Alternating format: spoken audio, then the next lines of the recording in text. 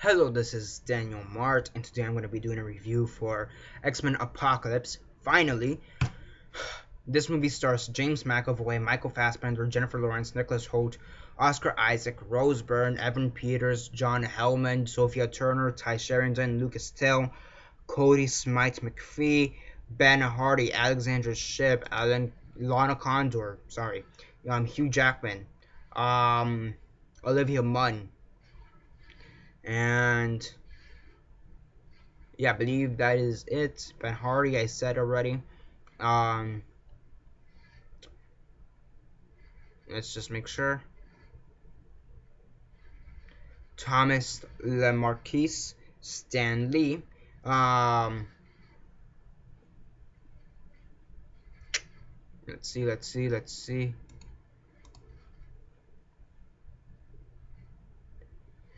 Yeah, that's basically it for the cast. Casta. Yeah, that's basically it for the cast.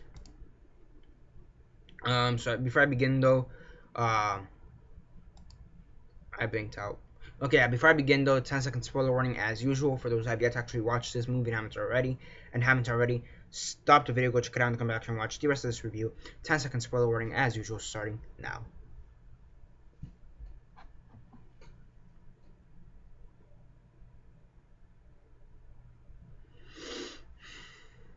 Okay, so 10 seconds are up, so for those who have yet to actually watch this film and haven't already, please do comment down below or be messaging me. That never give me a fair one because as usual I did.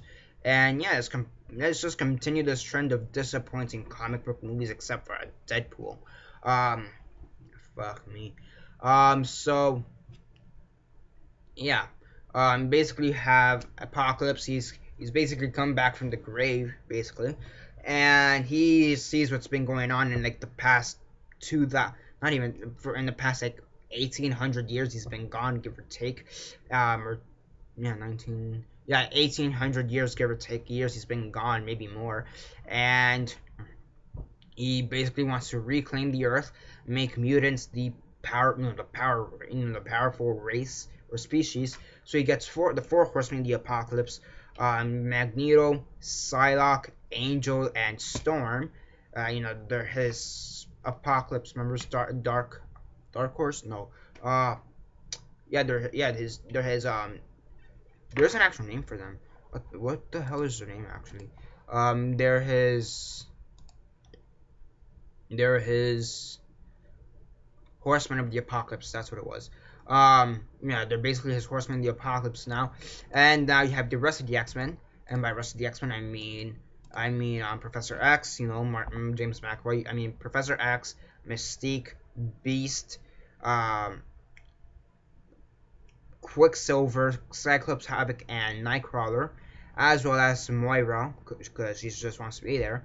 And it's their job now to just defeat Apocalypse. I'm blinking out so much. Okay. So yeah. And yeah, as I said before, continuing the trend of disappointing comic book movies. It's not a bad comic book movie, unlike Batman v Superman, who started this trend, because Deadpool did great. Batman v Superman fucking started this trend, and that was a disappointment in and of itself. Okay, in so many levels. Okay, Civil War was a disappointment in my opinion because of just how it kind of ended, in my opinion, and just the way it played out, in my opinion. It was good movie.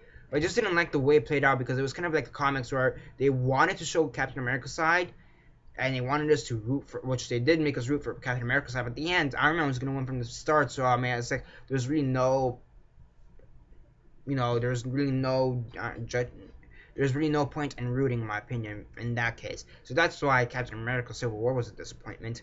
TMNT, that's a disappointment in and of itself. It was actually very fast. TMNT, you'll see what I mean when I do the review for that. But TMNT was actually surprising. It was better than I expected.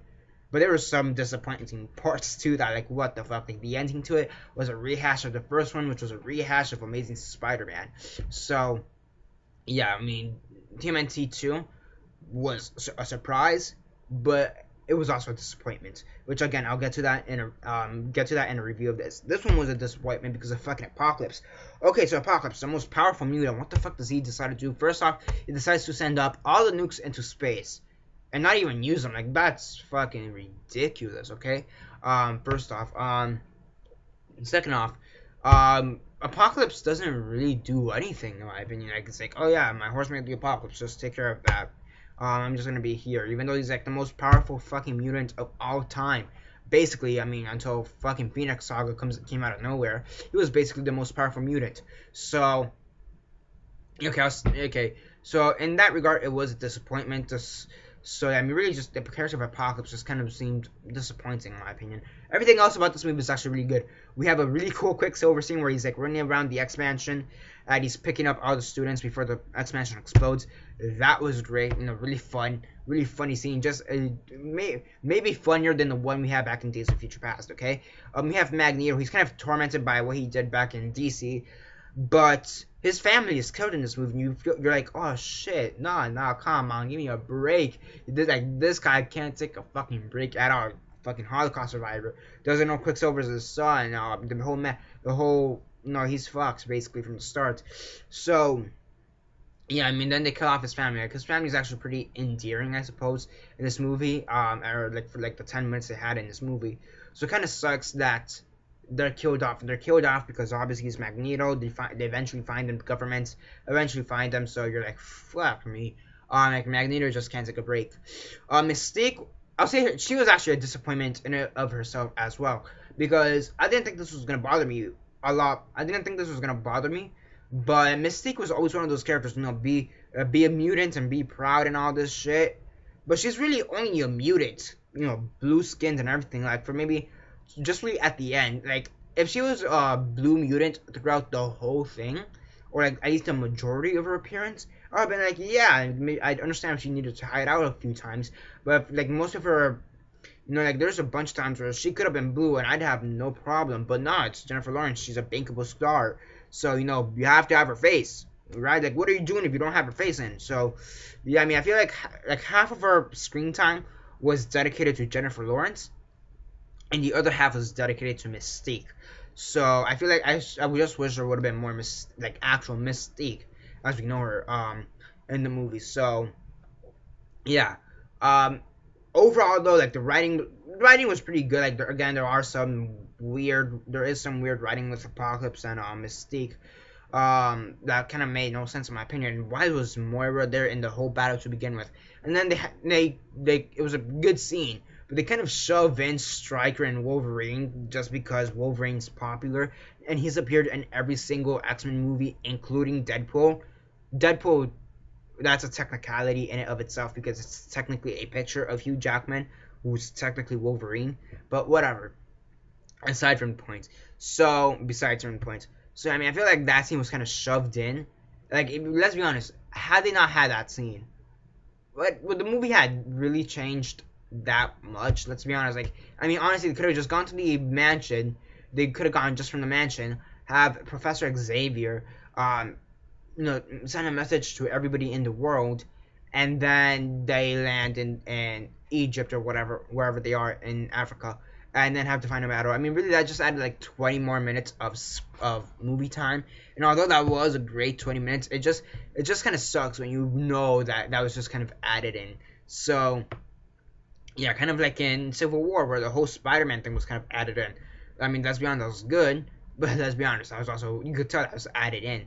So I mean, just really, my major issue is just like the stuff like pacing and writing, the way they kind of just played stuff out, in my opinion, is just the real disappointment. The action is great, and as expected, all that good stuff. The action, the tension is great. I just feel like how some of the things played out, like Apocalypse and Mystique's characters, I feel like that could have been vastly improved, in my opinion. And, maybe not make something so blatant, like we can blatantly tell that Magneto is going to be discriminated the second he uses his powers. Yeah, blatantly tell that Wolverine being in the movie was just to set up Wolverine 3 and, and just because it's Wolverine, so why not? Like, you could blatantly tell stuff, and that's kind of annoying in movies. It kind of takes you out of the experience, but you know, it is what it is. On a scale of 1 to 10, 1 being the worst, 10 being the best, and 6 being decent, I'll give it a 7 out of 10. It is a good movie. It's just not as good as I expected it to be, and I think that's a major issue. You know, just expectations and all that. So you know, whatever. That's basically it for now. Subscribe, comment down below, like the video, share on Facebook, Twitter, MySpace, or whatever you guys prefer. And that's basically it for now. This is Daniel Mart signing off.